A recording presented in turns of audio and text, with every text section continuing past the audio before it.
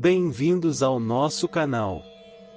Nesta coletânea assustadora trazemos 7 mini-contos para o deleite de todos. Prepare-se para sentir eriçar os pelos da nuca. Não se esqueça de se inscrever no nosso canal e ativar as notificações para receber os próximos vídeos. Não se esqueça também de deixar seus comentários e compartilhar essas histórias com seus amigos. Vamos começar. Espíritos não costumam nos fazer mal. Apesar de serem assustadores e de aparências um tanto quanto desconfortáveis, não estão interessados em nosso mal. Na maioria das vezes apenas vagam pelas madrugadas frias e silenciosas tentando entender a razão da própria existência num pós-morte eterno de agonia. São apenas almas que ainda não encontraram seu destino. Portanto, eles não devem te assustar. Mas há um tipo específico de entidade que faz meu coração gelar. São as almas daqueles que partiram cedo demais. Os espíritos das crianças. Pouco se fala sobre eles, tendemos a ignorar sua existência, mas crianças também morrem e crianças também têm alma. Porém, diferente dos adultos, quando chegam do outro lado, eles não entendem e nem têm forças para tentar entender. Tudo o que fazem é vagar e chorar. Portanto, da próxima vez em que for dormir, não se assuste se ouvir um choro distante. Você perceberá que ele é diferente dos demais. Será um choro melancólico e doloroso. Por um segundo toda a felicidade deixará seu corpo e você sentirá que a vida nunca mais será bela. Mas não se assuste, eu repito. É apenas uma pobre alma perdida. Então, chore por ela e torça por sua paz. Se tiver sorte, ela apenas passará direto, mas caso o volume do choro aumente, então aí sim você deve se preocupar, pois significa que a criança estará indo até você, e se isso acontecer, reze, pois se esta criança te confundir com um dos pais, te seguirá pelo resto de sua vida, chorando lamentações sombrias em suas madrugadas e vez ou outra te acordando com solavancos desesperados perguntando: "Você é a minha mãe?" Havia um caçador, que, após um longo dia de caça, se viu perdido no meio de uma floresta imensa. Estava escurecendo, e tendo perdido o rumo, ele decidiu andar em frente até que saísse da mata fechada. Depois do que pareceu horas, ele encontrou uma cabana numa pequena clareira. Assim, percebendo que tinha ficado muito escuro, ele decidiu que iria ver se poderia ficar ali naquela noite. Ele se aproximou e notou que a porta estava entreaberta. Não tinha ninguém lá dentro. O caçador se atirou na cama, cansado, decidindo que iria se explicar ao dono pela manhã. Ele olhou em volta e ficou surpreendido, pois as paredes estavam adornadas com vários retratos, todos pintados com detalhes incríveis. Todos os retratos, sem exceção, pareciam estar olhando para ele, com suas caras deformadas em olhares de ódio e malícia. Olhando de volta, o seu desconforto cresceu ainda mais. Fez um esforço para ignorar os rostos, virou-se para a parede, exausto, adormeceu para um sono inquieto. Na manhã seguinte, o caçador acordou com a luz do sol inesperada em seu rosto. Olhando em volta, ele descobriu que a cabana não tinha retratos, apenas janelas.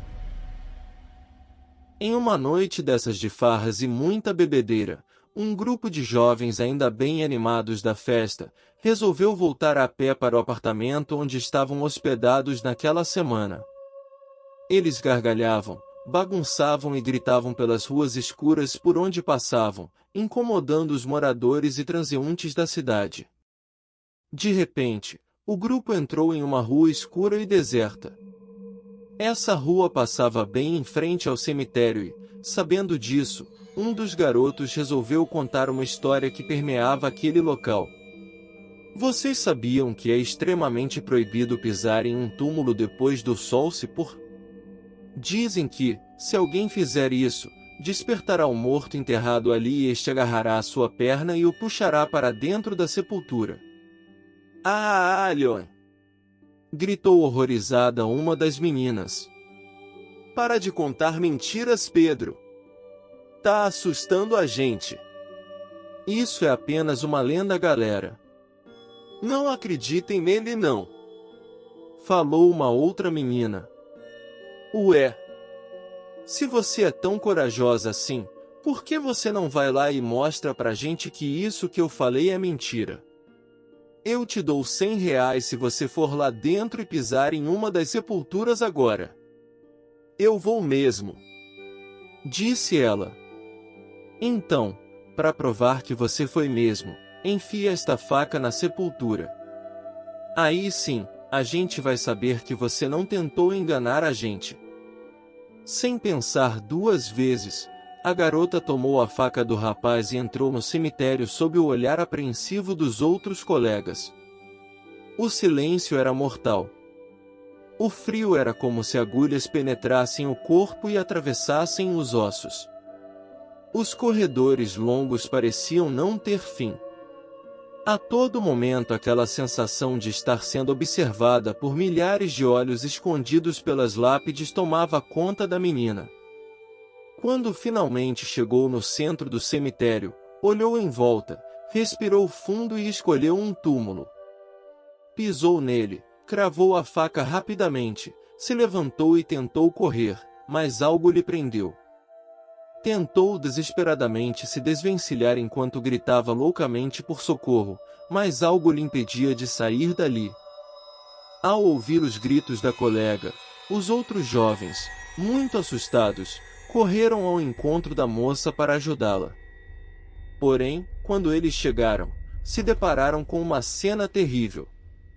A moça estava caída sobre o túmulo, morta. Uma expressão de terror habitava seu rosto pálido, os dedos encravados na terra como se resistisse a alguma coisa, as roupas sujas por inteiro e a terra toda remexida, mostravam o desespero da menina e os momentos de terror vividos por ela. O grupo saiu correndo, gritando por ajuda e arrastando tudo que estava pelo caminho.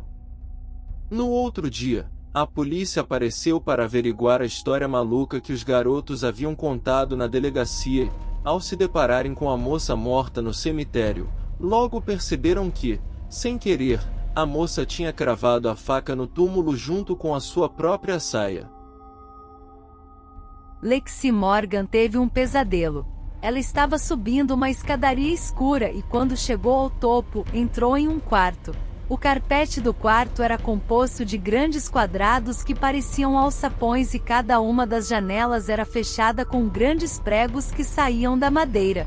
Em seu pesadelo, Lexi dormiu no quarto, mas durante a noite, uma mulher com um rosto pálido, olhos e longos cabelos negros entrou silenciosamente.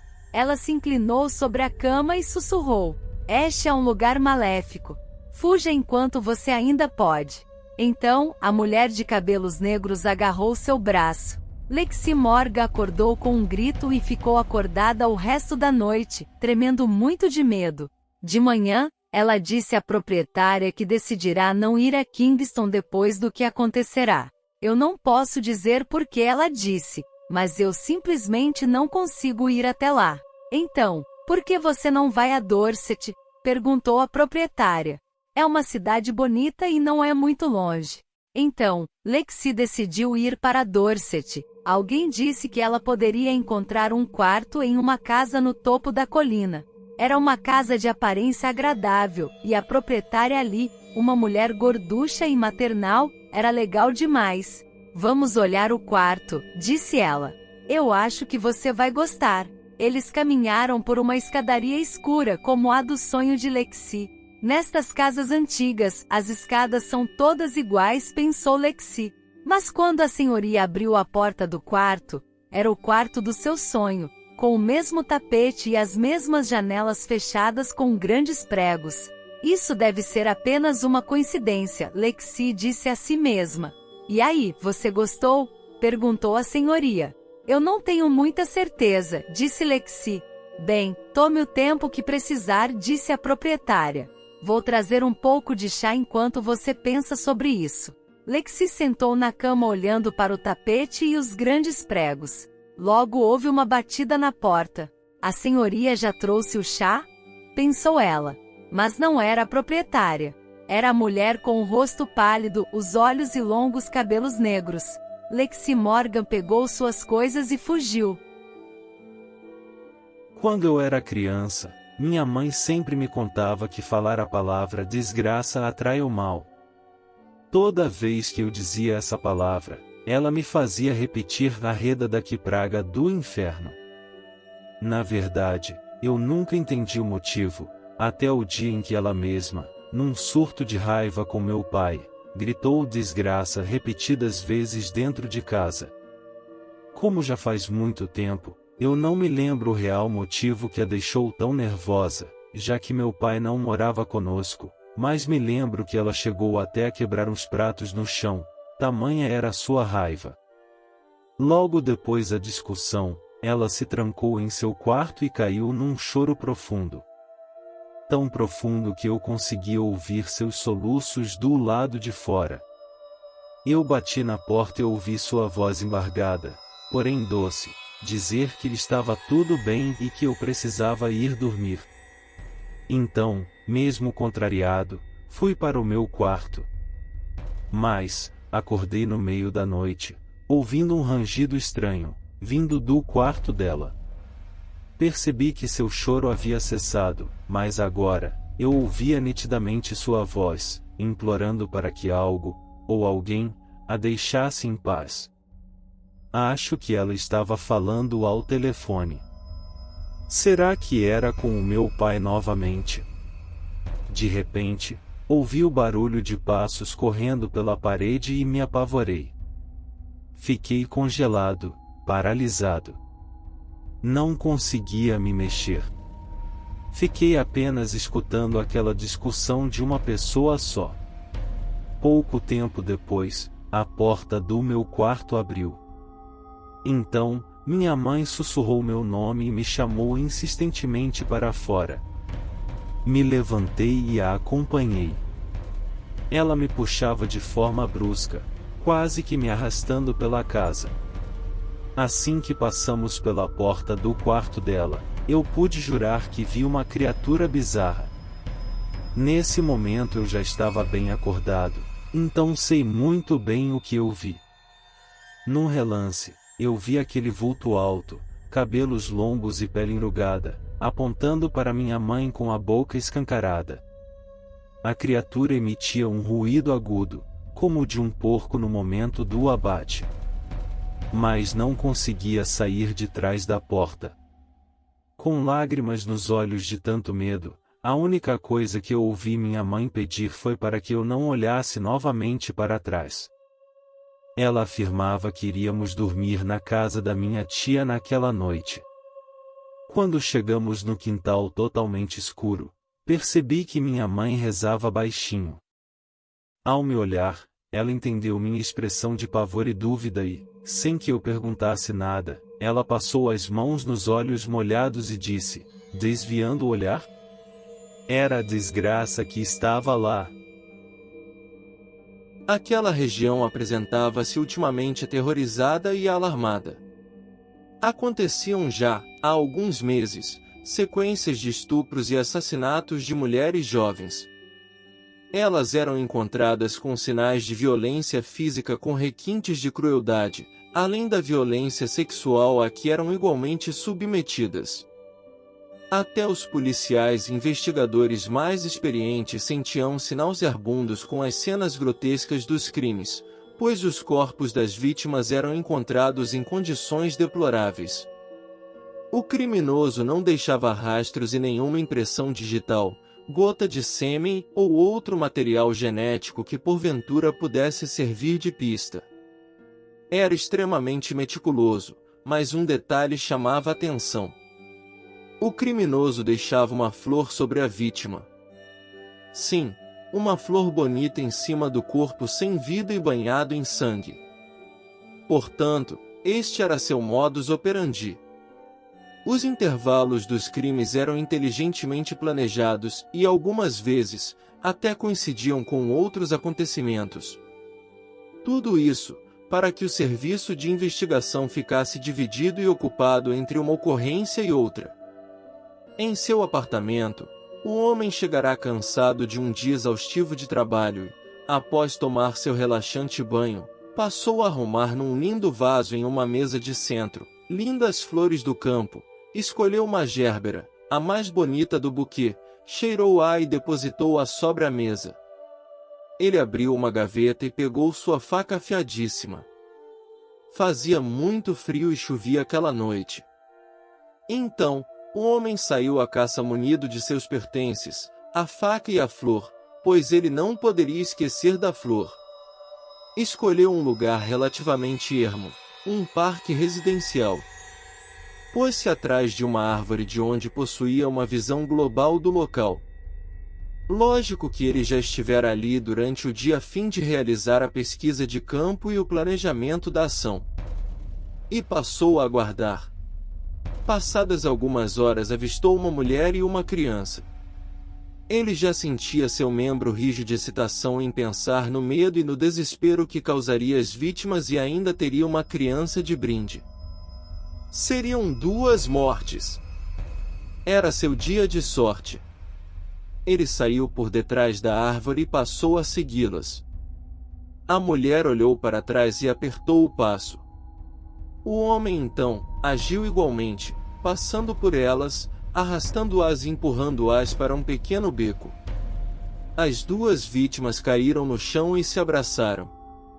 A menina escondia o rosto no colo da mãe e tremia. A mãe fazia o mesmo e pedia por favor para deixá-las em paz. O homem já se livrava de suas vestes e ria de satisfação. Então, pegou a mulher pelos cabelos e jogou-a de cara contra a parede. Quando preparava-se para esfaqueá-la, sentiu uma dor aguda no pescoço. A garotinha cravou-lhe as garras enormes em sua pele, rasgando-a inteira e as presas em seu pescoço, tirando-lhe um pedaço enorme do músculo. O sangue arterial esguichava. Ele caiu no chão com as mãos no pescoço, engasgado com seu próprio sangue. Espantado e incrédulo, viu as 2, não, os 2 monstros aproximarem-se com seus dentes enormes, pontiagudos, olhos vermelhos, pele pálida e as bocas salivando abundantemente com um riso de escárnio assustador. Então, as 2 dilaceraram-no, sorvendo com avidez o seu sangue quente. No dia seguinte, a equipe da polícia e investigadores foram para o local do crime. Lá estava o homem, com os olhos arregalados e uma expressão de pavor. Totalmente nu, rígido, azulado e imóvel. Seu corpo fora dilacerado e estava sem uma gota de sangue sequer mais. O que mais lhe chamou a atenção foi que sobre o cadáver jazia uma flor, uma linda gérbera. Você sabia que lá por 2003-2002 teve um boato de um pessoal que jogava RPG por aqui e fizeram o sacrifício de uma menina? A primeira coisa que eu fiz foi dar um sermão nele. Af, por que RPG sempre é considerado do mal? Eu jogo e gosto. Essas coisas que envolvem Satã e pactos ou tudo mais que leva as pessoas a acreditarem que RPG é coisa do demônio, é fantasia de gente ignorante. Ele soltou uma risada e ficou quieto. Passados alguns dias, eu estava conversando com uma amiga, a Amy, e ela me confirmou a história. Não foi o RPG que matou a menina, claro, mas foi o que fizeram com ela. Tem gente doida pra tudo. Disseram que ela havia descumprido uma regra do livro que eles estavam usando, mas não vou citar qual para não dar ideias. Na última sessão a garota foi estuprada e morta na linha do trem por todos os participantes. Ela ficou desaparecida por um tempo, mas como era menor de idade, a polícia não precisou esperar as 24 horas de praxe para procurá-la. Quando finalmente encontraram a menina, viram o estado terrível no qual se encontrava. Com certeza, ela sofreu muito antes de ser assassinada. Quando eu fiquei sabendo daquilo, falei pro meu boy e ele me disse que escutou gemidos e lamentos da menina nos trilhos do trem. Segundo ele, ela pedia uma carona, ou alguém que a levasse de volta para casa. Provavelmente esse espírito não sabe que morreu, ele me disse. Eu, como boa cética, perguntei como ela teria morrido, e ele me descreveu todos os detalhes macabros que essa amiga tinha me contado. Eles não se conheciam, ou seja, não tiveram contato um com o outro. Resumindo, toda vez que tenho que passar perto dos trilhos do trem, eu imagino essa menina, seminua, confusa e desnorteada por aí, sem saber o que aconteceu. Não sei se é verdade ou não, só sei que tem pessoas que usam qualquer artifício para fazer o mal a outrem. Mas o que me deixa mais triste é que os pais dela se mudaram dessa cidade e o espírito, se é que realmente o que me disseram for verdade, está vagando sozinho por aí. Outro fato macabro é que sempre que alguém dá luz alta durante a noite perto do trilho, há um reflexo, não sei os termos técnicos, que cega as pessoas momentaneamente e elas juram, de pés juntos, que vem uma garota correndo de volta para os trilhos do trem, inclusive já teve até jornal falando sobre isso. Eu sou cética, mas curiosa, e pesquisando sobre o assunto mais a fundo, descobri em alguns livros que quando a morte é muito traumática, o desencarnado não consegue ir para onde deveria ir. Então, é possível ela ainda estar procurando por ajuda perto da linha do trem? Eu gostaria mesmo de saber. Os envolvidos nesse jogo nunca foram presos. Por serem menores de idade na época, tiveram as identidades mantidas em sigilo e todos se mudaram da cidade. Um ou outro dizia conhecer os rapazes, mas acho que era apenas para tentar ganhar um pouco de fama em cima do assassinato da moça. Acredito que seja um dos maiores mistérios da cidade. Esperamos que vocês tenham gostado dessas 7 histórias de terror curtinhas. Se você quiser mais conteúdo assustador, não deixe de se inscrever no nosso canal e ativar as notificações, para não perder nenhum vídeo novo.